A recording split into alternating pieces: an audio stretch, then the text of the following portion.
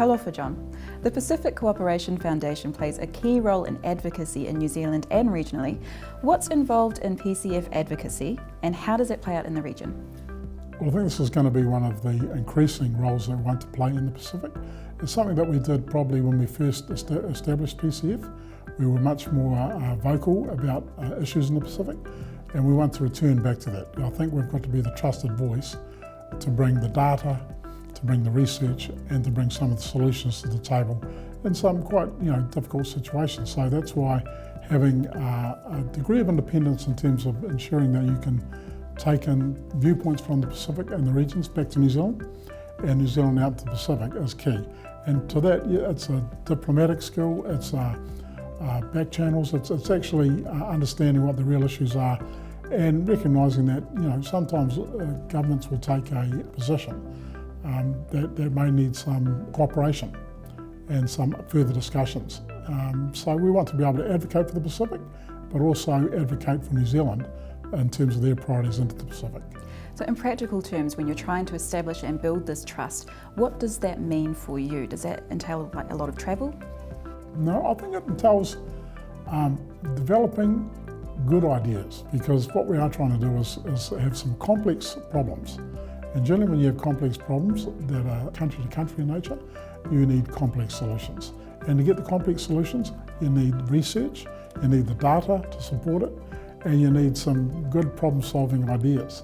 So it is a different sort of thing for Pacific Cooperation Foundation, but we see ourselves as being at the forefront of that because we are right across all the different sectors. We don't actually specialise in one sector. The thing that we specialise in is cooperation, of enabling people to come together and to come up with solutions.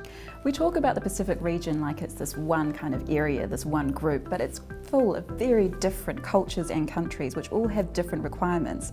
Yes. How do you face that challenge as a foundation?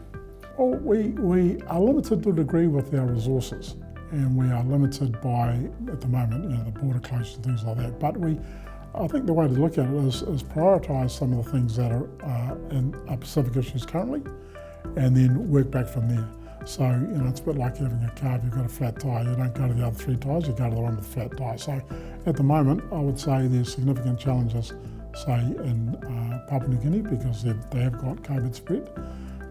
We are having further discussions with Fiji as one of the biggest islands in the Pacific. And so these are both political and economic.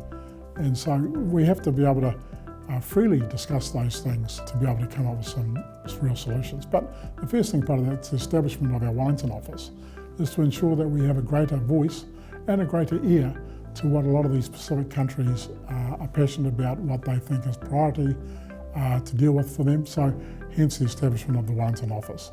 And so I think that's a good thing where we've got a people strategy out of Auckland, and for our strategic partnerships, alliances, and our ability to communicate and share ideas, we need to have that presence in the diplomatic corps in Wellington and government. The Foundation's establishing more of a presence in Wellington. What role is it going to play?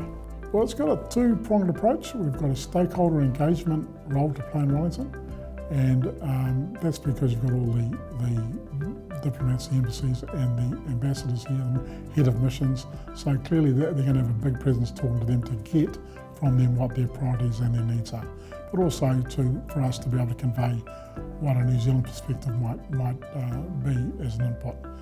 I think the other thing is research and data, and we can grow this data research capability by tapping into Ministry of Pacific Peoples, Stats New Zealand, a whole lot of these other agencies. We won't be the only holders of the data, but actually we need to build a database that is pertinent to the Pacific Islands that we can draw on to make informed decisions. So if we're going to say something in public about a particular issue, we want to make sure that we've got all the back office research and the data to support our viewpoints, or at least have both sides of the argument, and then we'll take a perspective. What kind of data and how are you collecting it? Well, it's economic data, it's housing data, a lot of it's freely available, it's health data, it's import-export data, it's how much of the, I think one of the things we want to do is look at return on investment.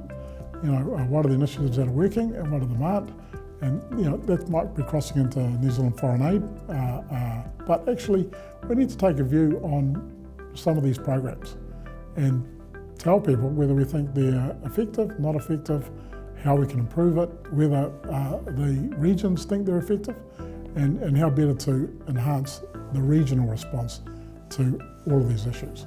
And they want the data as well, so if we can build the database, I think that'll be excellent. Informed decisions.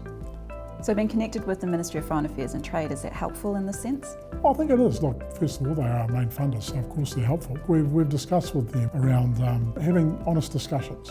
And we're not always going to agree on everything, and I think that's the value of PCF, to be the trusted voice, that you're not just about sharing New Zealand's priorities to the Pacific, but you really are taking some of the concerns from the Pacific back to government, because otherwise you won't solve anything.